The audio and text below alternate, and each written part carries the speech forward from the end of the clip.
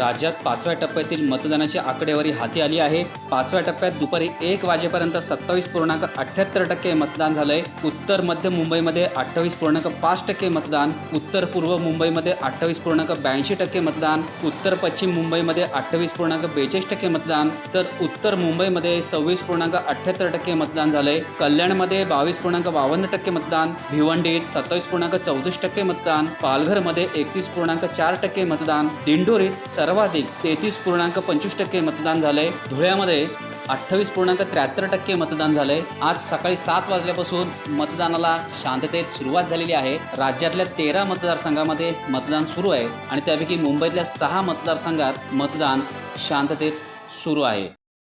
Times डिजिटलला like करा, subscribe करा, share करा आणि बेल आयकॉन दाबायला विसरू नका। पाहत रहा टाइम्स डिजिटल।